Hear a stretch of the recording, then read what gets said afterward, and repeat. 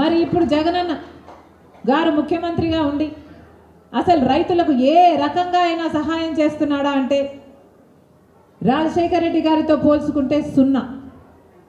అసలు రైతులకి పంట వేసుకోవడం దండగా అన్న పరిస్థితికి వచ్చారు. ఒక్క సబ్సిడీలు లేవు, రుణమాఫీ లేదు, కనీసం పంట నష్టపోతే పంట నష్టపరిహారం కూడా లేదు. ఇక రైతుకు భరోసా ఎక్కడిది? మరి రాజశేఖర రెడ్డి గారి సంక్షేమ పాలనకు జగనన్న పాలనకు ఎంత తేడా ఉంది? ఫీజు రీయింబర్స్మెంట్ రాజశేఖర రెడ్డి గారు కళ. రాజశేఖర రెడ్డి గారు చెప్పిన మాట ఒక డైలాగ్ మళ్ళీ గుర్తు చేస్తా. పేద బిడ్డలు ఏది కావాలంటే అది చదువుకోండి, మీరు డాక్టర్ అవుతారా, మీరు ఇంజనీర్ అవుతారా, మీరు ఎంబీఏ చేస్తారా, మీరు ఎంసీఏ చేస్తారా, మీరు ఏది కావాలంటే అది చదువుకోండి, ప్రభుత్వమే ఉచితంగా చదివిస్తుంది అన్నాడు. అంత భరోసా కల్పించాడు రాజశేఖర రెడ్డి గారు. ఇప్పుడు ఫీజు రీయింబర్స్మెంట్ ఊసేలేదు.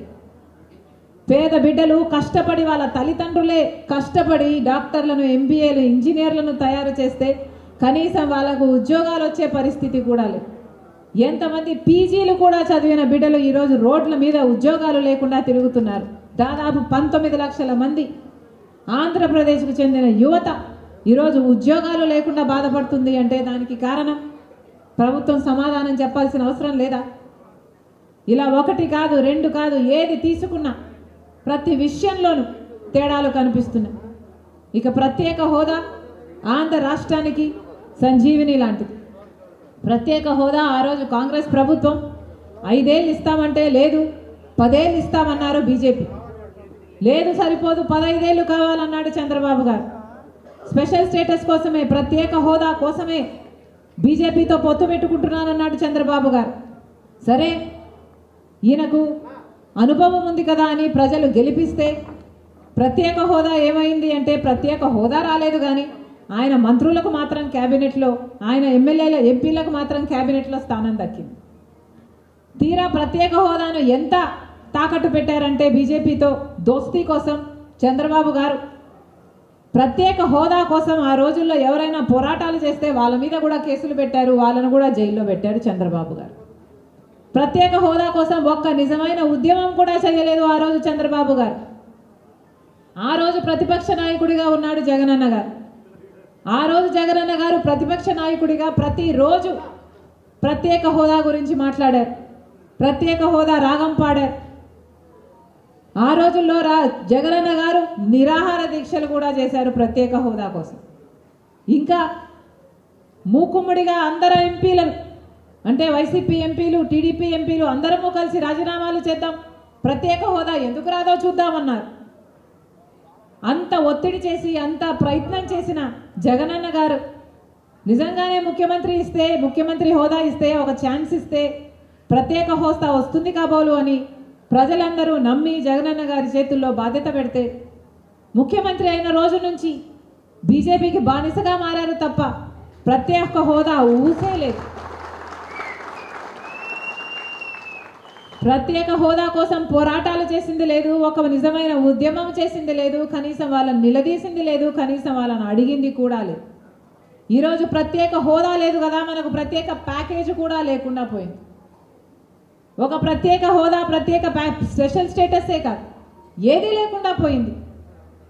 కనీసం పోలవరం చేసుకుందాము, కనీసం పరిశ్రమలు రాకపోయినా ప్రత్యేక హోదాలో పరిశ్రమలు వచ్చేవి.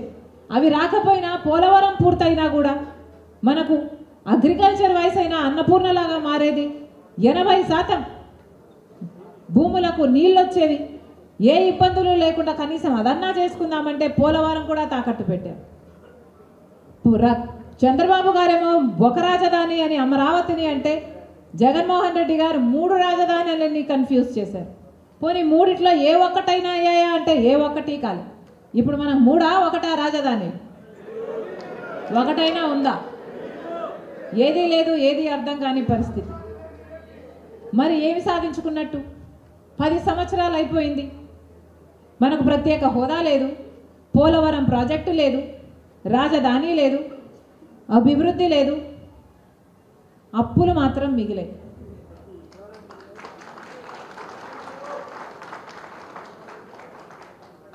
అప్పులు మాత్రం మిగిలాయి, అప్పుల కుప్పగా మార్చారు. ఇది తప్పితే మనం సాధించింది ఏమీ లేదు. కనీసం విజయవాడకు ఒక మెట్రో అయినా ఉందా? విశాఖపట్నంలో ఒక మెట్రో అయినా ఉందా? ఆంధ్రప్రదేశ్ రాష్ట్రంలో ఒక మెట్రో కూడా లేదు. సౌత్ ఇండియాలో ఎక్కడా మెట్రో లేని రాష్ట్రం లేదు, ఒక్క మన ఆంధ్రప్రదేశ్ తప్ప. ఇది అవమానంగా లేదా? మనకు రాజధాని కూడా సాధించలేకపోయామంటే ఇది అవమానం కాదా?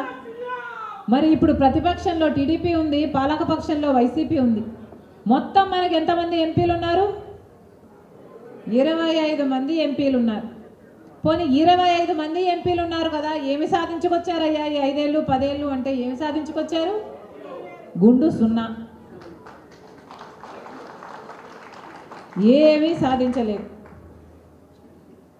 ఏమి చేశారయ్యా అంటే బీజేపీతో దోస్తీ చేశారట. బీజేపీతో వాళ్ళ సంబంధాలేమో బాగున్నాయి, స్వలాభం కోసం ప్రజల ప్రయోజనాలను తాకట్టు పెట్టారు, స్వలాభం కోసం స్పెషల్ స్టేటస్ను తాకట్టు పెట్టారు, స్వలాభం కోసం పోలవరాన్ని తాకట్టు పెట్టారు, స్వలాభం కోసం రాజధానిని తాకట్టు పెట్టారు, మన రాష్ట్రాన్ని తాకట్టు పెట్టారు. బీజేపీకి టీడీపీ వైసీపీ బానిసలుగా మారారు. రాష్ట్ర ప్రజలను కూడా బీజేపీకి బానిసలను చేసే ప్రయత్నం చేస్తున్నారు. ఎందుకంటే ఇది ఎక్కడా లేదు, మన దేశంలో ఎక్కడా లేదు. బీజేపీ ఒక్క సీటు కూడా